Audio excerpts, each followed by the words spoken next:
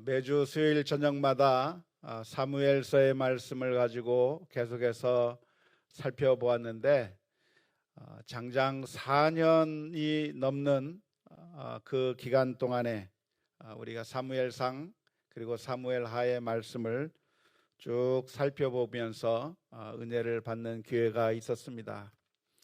은혜가 좀 됐습니까? 예.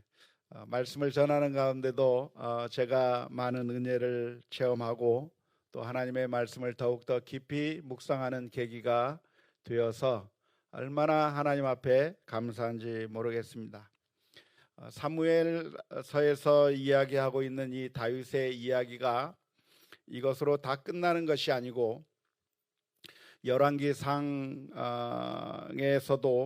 열왕기서에서도 다윗의 이야기가 계속해서 연결이 되고 있기는 하지만 아무튼 새로운 이야기가 그곳에 기록되어 있는 것이고, 아무튼 사무엘서의 말씀은 사무엘서 24장의 말씀으로 이야기가 대단원의 막을 마치게 됩니다.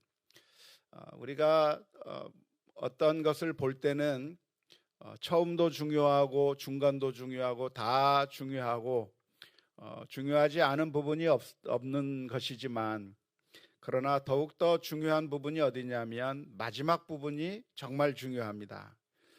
마지막을 어떻게 맺고 있는가, 마지막을 어떻게 연결시키고 있는가, 마지막을 어떻게 마무리하고 있는가가 사실은 그 책 전체를 파악하게 해주는 아주 굉장한 단서가 될 수가 있습니다.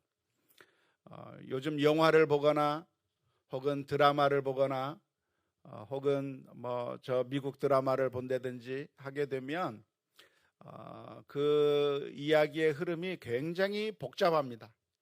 주인공이 있고 또 주인공을 아주 나쁘게 하는 사람이 있고 주인공을 도와주는 사람이 있는데, 그 드라마를 보면, 영화를 보면 그 주인공을 도와주는 사람이 정말 도와주는 줄 알았는데 알고 보면 속이는 사람이었고, 주인공에게 나쁘게 하는 사람이 있었는데 알고 보면 그 사람이 나쁘게 하는 것이 아니라 일부러 그렇게 하면서 사실은 그 주인공을 제대로 도와주려고 하는 그런 모습을 볼 수가 있는데, 예전에 제가 본 미국 드라마 중에 어떤 한 드라마는 계속 그것을 꽈놔가지고 보다 보면은 정신이 하나도 없습니다. 도대체 이 사람이 우리 편인지 나쁜 편인지 적인지 아군인지 모를 정도로 그렇게 영화를 아주 꼬아놔가지고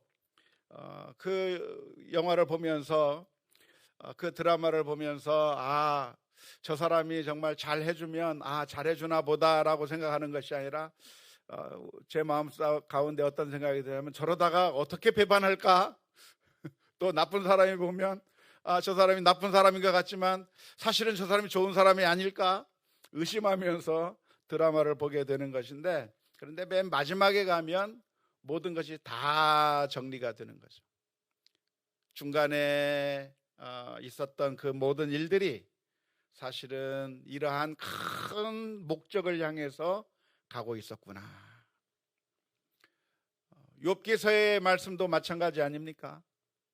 하나님께서 욥에게 고난을 주시고 욥에게 아픔을 주시고 고통을 주시는 것 같은데, 그런데 그것을 통해서 하나님께서는 욥을 단련하시고 그리고 정금같이 나아오도록 빚어가시는 하나님의 계획을 그 마지막을 보면서 발견하게 되는 것입니다. 예수님께서 한 여인을 만났는데 그 여인을 향해서 예수님께서는 어쩌면 매몰찬 말씀을 해 주시기도 하셨습니다. 주인의 상에서 주인에게서 자녀의 떡을 빼앗아서 개들에게 던지는 것이 옳지 않다고 말씀하시는 그 말씀을 들을 때 정말 충격적인 그런 느낌을 받기도 합니다.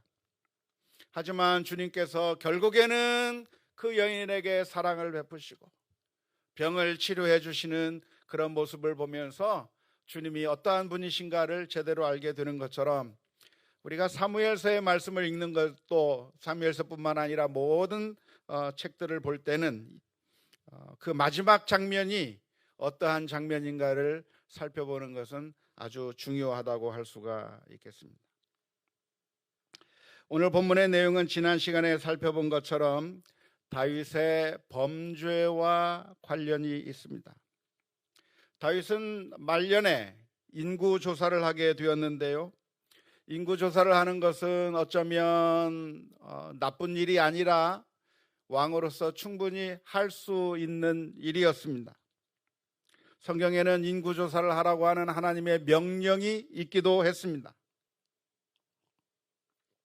그래서 괜찮을 것만 같은 그런 인구 조사를 했는데, 어쩌면 죄 같지도 않은 그런 것을 하나님께서는 아주 심각하게 다루신다고 하는 것에 대해서 우리가 지난 시간에 살펴보았는데요, 그 죄로 인해서 하나님께서는 이스라엘 가운데서 7만 명이나 되는 그런 사람들의 목숨을 앗아갔다고 하는 그 사실을 보면서 정말 이것이 그냥 우리가 지나칠 수 있는 것이 아니라 하나님 앞에서 엄청난 큰 죄가 된다고 하는 사실을 발견할 수가 있었습니다. 죄라고 하는 것은 무엇입니까? 죄라고 하는 것은 우리가 정하는 것이 아니라 하나님께서 정하시는 것이죠. 우리가 보기에 괜찮으면 괜찮고 우리가 보기에 나쁘면 괜찮지 않은 것이 아니라 하나님께서 죄라고 말씀하시면 그것이 죄가 되는 것이고, 하나님의 기준에 맞지 아니하면 그것이 죄가 되는 것이죠. 하지만 사람들은 죄를 하나님의 관점에서 보는 것이 아니라 사람의 관점으로 죄를 규정하려고 합니다. 그렇게 하는 이유는 자신의 죄를 숨기려고 하고 죄가 아닌 것으로 그렇게 숨기기 위해서 그렇게 하게 되는데요, 사람들은 어떻게 죄를 정의합니까? 내가 다른 사람들에게 피해를 주지 않았으니 이것은 죄가 아니다라고 생각하는 겁니다. 마음으로 죄를 지었으니 이것은 마음속으로만 한 것이고, 다른 사람들에게 피해를 주지 않았으니 나는 아무런 잘못을 한 것이 없다라고 생각하는 것이고, 그리고 내가 하나님의 뜻대로 하나님의 말씀대로 살지 아니하면서 이것은 내가 개인적인 취미요, 개인적인 삶의 스타일이지 다른 사람들에게 해를 입히지 않기 때문에 죄가 아닌 것이라고 그렇게 자기 자신을 변명하는 경우가 있습니다. 나는 다른 사람들에게 피해를 준 적이 없다, 나는 10원도 다른 사람에게 피해를 준 적이 없다고 하면서 자신들의 의로움을 드러내려고 하는 것이죠.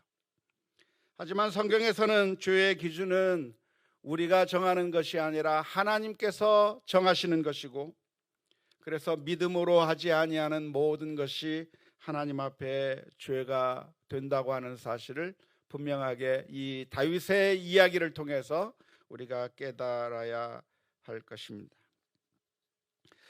죄 같지도 않았던 죄를 하나님께서는 심각하게 다루시는 예를 우리는 사무엘서를 살펴보면서 웃사의 경우에서 살펴볼 수가 있었습니다. 법궤를 움직이려고 이동시키려고 했을 때에 그 법궤가 땅에 떨어질 것만 같은 그 상황 가운데서 법궤를 지금까지 지키고 보호했던 웃사가 그 법궤를 손으로 만지고 보호하려고 했던 그 행동이 사실은 선한 동기에서 비롯된 것이고 법궤를 보호하려고 하는 그런 동기에서 진행되었지만, 하나님께서는 그 웃사를 향해서 진노하시며 치셨다고 하는 이야기를 우리가 살펴본 적도 있습니다. 그것은 그 웃사의 마음 가운데 교만함이 있어서 하나님 앞에 엎드리는 모습이 아니라 자기 자신이 하나님을 보호할 수 있는 종교의 수호자가 된 것처럼 생각하는, 하나님 앞에 엎드리는 자세로 나아가는 것이 아니라 교만한 자세로 나아가는 웃사를 치는 모습이라고 하는 것에 대해서도 살펴보았습니다. 다윗이 했던 그 인구 조사의 죄는 사실은 별것 아닌 것처럼 보였지만 하나님께서 이스라엘 민족을 다스린다고 하는 가장 중요한 그 사실을 망각해버리고 내가 하나님을 의지하고 하나님의 백성으로 살아가기보다는 하나님을 의지하기보다는 이 세상의 것을 의지하고 군대를 의지하고 그래서 그것 때문에 내가 교만해지고 지극히 만족하게 되는 것에 대한 하나님의 경고였다고 할 수가 있겠습니다. 다윗은 하나님 앞에 엎드려 회개를 했고 하나님의 은총을 간구하였는데요. 이 사무엘서의 마지막에 보면 하나님께서 그 다윗의 기도를 들으시고 다윗으로에게 은혜를 베풀어 주시는 이야기가 사무엘서의 마지막 부분에 기록되어 있습니다. 사무엘서의 마지막 부분을 무엇으로 장식할 수 있을까요? 사무엘서의 마지막 부분의 이야기를 다윗이 얼마나 전쟁을 잘해가지고 이웃 주변의 나라들을 다 정복해버리고 그래서 이스라엘 민족이 아주 행복하게 잘 살았습니다 라는 식으로 끝내려고 한다면 그렇게 끝낼 수 있었을 겁니다. 그게 대부분의 동화책에서 나오는 그런 표현입니다. 힘들고 어려운 삶을 살았지만 그러나 결국에는 영원히 행복하게 살게 되었습니다. 아주 모든 문제가 다 해결되고 이제는 태평성대가 이루어졌습니다 하는 것이 동화책에서 나오는 끝나는 부분입니다. 그런데 사무엘서를 기록하면서 마지막에 기록하고 있는 이야기가 무엇이냐면 하나님께서 다윗에게 은혜를 베풀어 주시고 하나님께서 그 다윗을 용납하여 주셔서 그 재앙을 멈추게 하셨다고 하는 이야기로 오늘 이 사무엘서의 마지막을 그려주고 있습니다.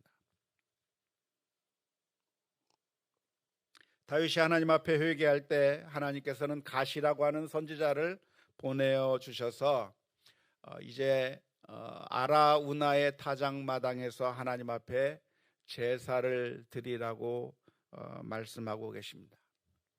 이렇게 제사를 드리라고 하는 것은 제사라고 하는 것 자체가 어떤 효력이 있어서가 아니라 진정으로 회개하는 것을 드러내기 위한 것인데요. 실제적으로 내가 회개하고 있다고 하는 것을 보여주는 것인데요. 그래서 다윗은 그 이야기를 듣고 아라우나의 타작마당에 가서 그 타작마당을 사고 거기서 하나님 앞에 제사를 드리게 됐습니다. 그런데 아라우나와 다윗 왕이 주고받은 이야기가 오늘 본문에 있는데 이 본문의 말씀을 보면 어떤 이야기가 진행이 되냐면 맨 처음에 아라우나는 다윗 왕에게 다윗의 그 목적을 알고 내가 땅도 드리고 소도 드리고 그리고 번제를 태울 수 있는 목재도 다 드리니까 왕께서 마음껏 하나님 앞에 제사를 드리라고 제안하는 내용이 있습니다. 사무엘하 24장 22절부터 23절 말씀을 보니까 이렇게 기록합니다.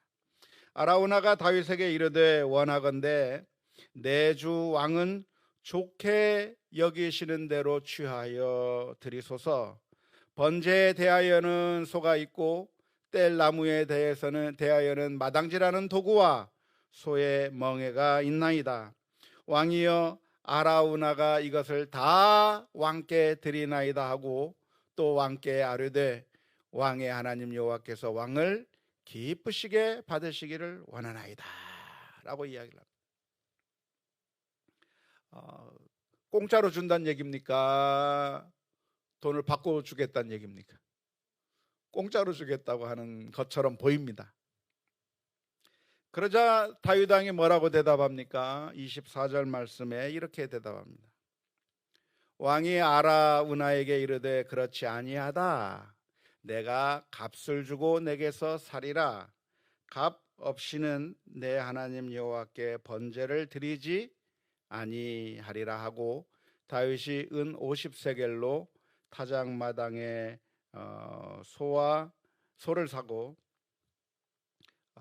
그렇게 기록하고 있습니다. 그러니까 아라우나가 공짜로 주겠다고 이렇게 다 왕께 드립니다. 여기 소도 있고 뗄 나무도 있고 있으니까 다 드릴 테니까 왕께서 마음껏 하나님께 제사를 드리자고 했을 때 다윗은 아니다고 내가 값을 다 지불하겠다고 해서 은 50세겔을 주는데요.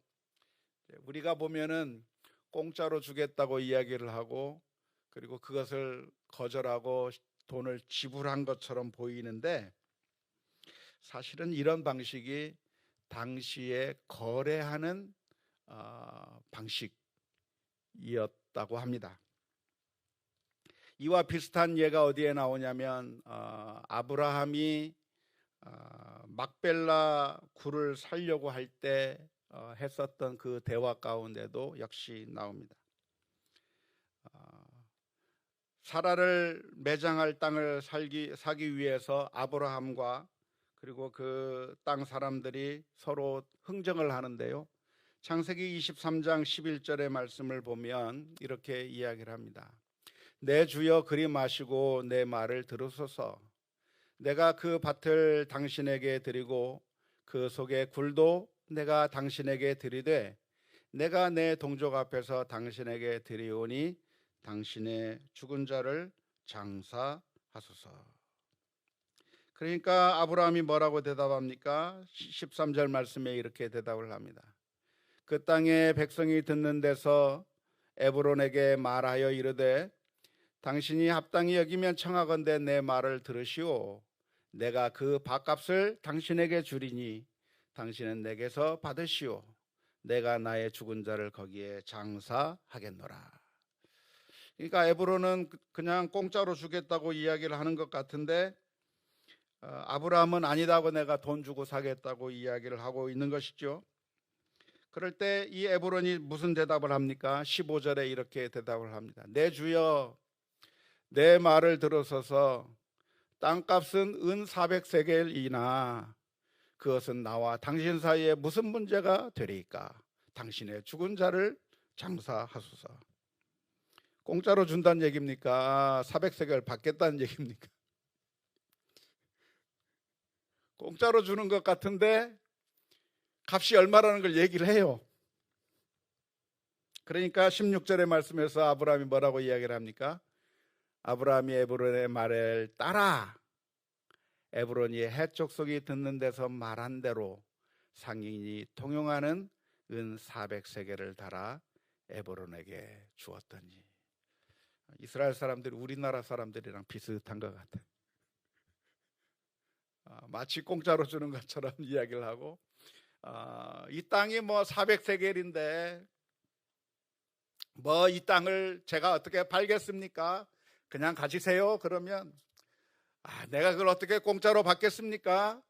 400세겔은 못 드리고 300세겔 드릴게요. 그러면 무슨 300세겔을 받습니까? 그냥 뭐 보통 값은 350세겔 정도 될 텐데 그냥 가지세요. 그러면 좋습니다. 그러면 내가 350세겔 드릴게요. 그래서 서로 거래가 성사되는 겁니다. 이런 사람들하고 목회하려고 하면 힘들 것 같아요. 제가. 아무튼 다윗은 아라우나의 다장마당을 매입하게 됩니다. 만일 이 아라우나라고 하는 사람이 다윗에게 땅을 팔고 싶지를 않았다고 한다면, 그리고 그 모든 것들을 팔고 싶지 않았다고 한다면 그 옛날 아합 왕에게 땅을 팔기를 거절했던 사람처럼 그렇게 대답을 했을 것이지만 자신의 땅을 선한 목적을 위해서 쓰겠다고 했을 때 기꺼이 팔게 된 것이고, 이 다윗은 그 땅을 사서 하나님 앞에 제사를 드리게 됐습니다. 이 본문을 보면서 우리가 얻어야 할 교훈이 있다고 한다면 보통 많은 목사님들께서 초점을 맞추는 내용이 무엇이냐면 24절의 말씀에 초점을 많이 맞춥니다. 다시 말하자면 내가 값을 주고 내게 사리라. 값 없이는 내 하나님 여호와께 번제를 드리지 아니하리라. 하나님 앞에 제사를 드리는데 그냥 공짜로 내 희생과 내 헌신이 없이 그냥 드리는 것이 아니라 하나님 앞에 제사를 드리는 가운데 하나님께서 우리를 사랑해 주신 것 그 이상으로 우리가 정말 주님 앞에 온전히 헌신하며 나의 것을 희생하면서 드려야 된다고 하는 그 점에 많이 착안하게 되는데요. 어쩌면 이것이 우리들이 가져야 될 자세이기도 할 것입니다.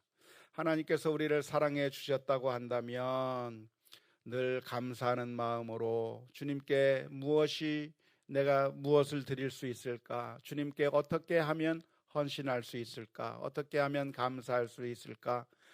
항상 생각하면서 하나님 앞에 헌신하는 것이 바른 태도일 것이라고 믿습니다. 하지만 오늘 본문의 말씀 가운데서 우리가 더욱더 주목해 보아야 할 것이 있다고 한다면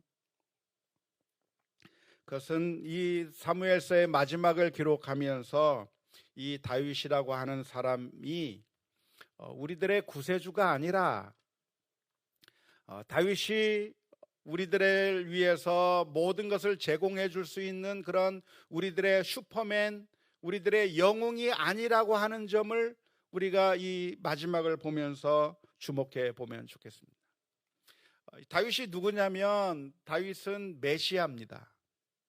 다윗은 그리스도입니다. 왜 메시아이고 왜 그리스도인가요? 기름 부음을 받은 자이기 때문에 그렇습니다. 하나님께서 이스라엘 민족을 구원하시기 위해서 사용한 사람이 누구냐면 사무엘을 보내서 다윗의 머리에 기름을 부었으므로 그 기름 부음 받는 자가 누구냐면 바로 헬라어로는 그리스도고 히브리어로는 메시아이기 때문에 다윗이 누구냐면 메시아요, 다윗이 누구냐면 바로 그리스도라고 이야기할 수 있겠는데 그 메시아가 우리들에게 진정한 메시아가 될 수 있었는가? 그게 아니라는 거예요. 오늘 본문의 말씀. 다윗은 누군가 메시아가 되어서 우리를 구원해내고 한때 그렇게 했어요. 골리앗을 무찌르기도 하고 블레셋을 무찌르기도 하고 이스라엘 민족을 여러 가지 어려움 가운데서 건져내는 그런 구원자의 역할들을 실제로 다윗이 했습니다. 그래서 수많은 사람들의 마음 가운데 다윗이야말로 우리들의 영웅이요 우리들의 진짜 메시아라고 생각하기 쉽도록 그렇게 만들어 놓았는데 이 사무엘서의 이야기를 마치면서 보여주는 다윗의 모습이 무엇이냐면 다윗이 우리들의 참된 메시아가 될 수 없다고 하는 것이죠. 다윗은 누구냐? 우리를 구원해 줄 수 있는 참된 메시아가 아니라 다윗도 하나님의 은혜, 하나님의 은총이 필요했던 사람이라고 하는 것을 주목해 보아야 될 줄로 믿습니다. 그리고 이 다윗이 하나님 앞에 은총을 간구하게 될 때 하나님께서는 그를 용서해 주시고 재앙이 끝이도록 만들어 주시는 하나님의 은혜가 그에게 임하였다고 하는 점을 우리가 살펴봐야 될 줄로 믿습니다. 다윗은 어떤 사람이었는가? 사무엘서를 읽다 보면 사울과 다윗의 모습이 극명하게 대조됩니다. 사울은 늘 실패한 왕이었습니다. 하지만 그 사울에 비해서 다윗의 모습은 정말 하나님께서 원하시는 모습이었고 하나님의 마음에 합한 사람의 모습이었고 정말 하나님 앞에 진정으로 나아갈 수 있었던 사람이 다윗의 모습이었습니다. 하지만 다윗도 그 자체로 완벽한 인간이 아니라 다윗도 부족한 사람이었고 죄를 짓는 사람이었고 결국 이 다윗에게도 하나님의 은혜가 절대적으로 필요한 사람이었다고 하는 점을 살펴보아야 될 줄로 믿습니다. 그 신앙의 위인이라고 할 수 있는 다윗의 삶 가운데 드려진 주홍글씨, 죄인이라고 하는 그 딱지, 이스라엘을 구해냈기도 했고 블레셋 장수 골리앗을 쓰러뜨리기도 했지만 다윗의 이름 앞에 새겨진 그 빨간 글씨가 있어요. 이러한 파렴치한 죄를 지은 그 모습, 그리고 하나님 앞에 범죄한 그 모습, 그 모습들이 자격 미달이라고 하는 그 딱지가 다윗에게 쫙 그려져 있고, 그리고 그 다윗에게도 하나님이 필요하고 하나님의 은혜가 필요했다고 하는 사실을 우리가 주목해 보아야 할 것입니다.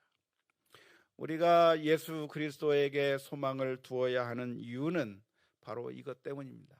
예수님은 참된 메시아, 참된 그리스도로서 다윗이 이루지 못한, 우리를 구원하지 못했던 그것을 온전히 이루시고 우리를 죄악 가운데서 구원해 주시는 참된 메시아가 되시는 겁니다.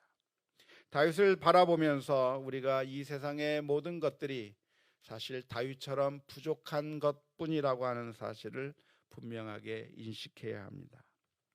돈도, 명예도, 그리고 건강도, 우리들의 친구나 가족이나, 그리고 내가 믿고 의지하는 어떤 목사님이나 그 어떤 정말 위대한 사람들이라고 할지라도 우리들을 구원할 수 있는 것이 아니라, 이 세상에 존재하는 그 모든 것들은 다 부족한 것밖에 안 되는 것이고, 진정한 구원은 예수 그리스도를 통해서만 이루어진다고 하는 사실을 믿을 수 있기를 주님의 이름으로 축원합니다. 우리는 다 연약한 죄인인데요, 그래서 완벽한 사람이 단 한 사람도 없습니다.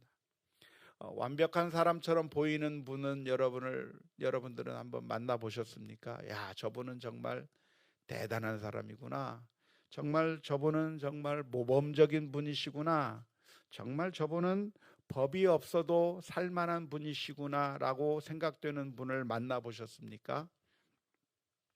그렇게 완벽한 사람처럼 보이는 이유가 무엇일까요? 그것은 그 사람이 완벽하기 때문에 그렇게 보이는 것이 아니라 자신의 잘못을 잘 숨겼기 때문에 그렇습니다. 그냥 자신의 그 누추한 모습, 더러운 생각들, 악한 모습들을 잘 성공적으로 숨겼기 때문에 저 사람은 괜찮은 사람인처럼 보이는 것이지, 이 세상에 그 누구도 완벽한 사람은 단 한 사람도 없습니다. 무엇으로 숨깁니까? 우리가 옳은 주장을 하면서 내 자신의 더러운 모습을 숨깁니다. 다른 사람을 비판하면서 내 더러운 면을 숨기게 되는 것이고, 뿐만 아니라 내가 신앙적으로 열정을 보여주면서 내가 정말 믿음의 사람이라고 하는 것들을 보여주면서 자기 자신의 더러운 모습을 숨기기 때문에 괜찮아 보일 뿐이는 것입니다.